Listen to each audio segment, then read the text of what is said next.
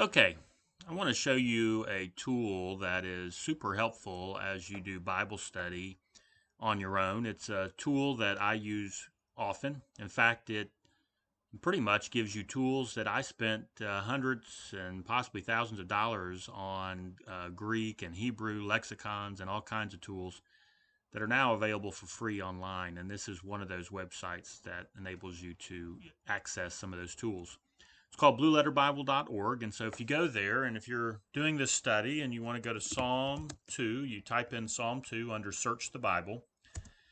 And what it'll do is it'll bring up Psalm 2, sort of broken down in the King James Version. And when you see a word that you would like to study, like in this case in verse 2, I want to study that word anointed, his anointed. You click on that and it'll bring up the verse here in the Hebrew language, which reads from right to left, a little bit different than what we're used to. But down here, it'll break it down into the English words and then the Hebrew words. So if you scroll down and you find that this word anointed, this phrase, you can click here on the Strong's number, which will bring up that word in the Hebrew, which is up here, and then the transliteration, which is what sort of you would say in English. If you want to know how to pronounce it, you can click here. Strong's H 4899. Mashiach. Mashiach. So Mashiach is the way you would say it in Hebrew, which is the word for anointed or Messiah. Here gives you the root word or etymology, which if you just scroll over it will tell you that it means to anoint, and so this is anointed one. Tells you how many times it's used in the King James Version, 39 times. How it is used in different ways.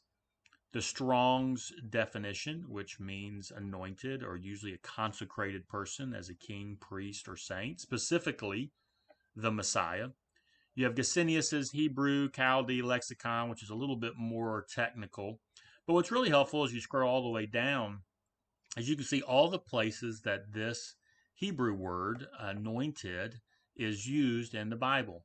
And you can see specifically it's used in Leviticus and First Samuel, and oftentimes referring to David and his kingship.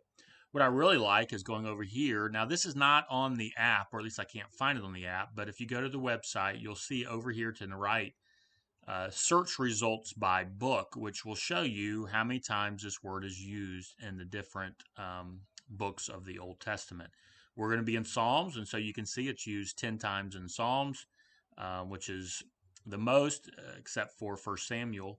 If you click on that, it'll just bring up the different verses that use that word anointed, and this just sort of helps you identify where that word is.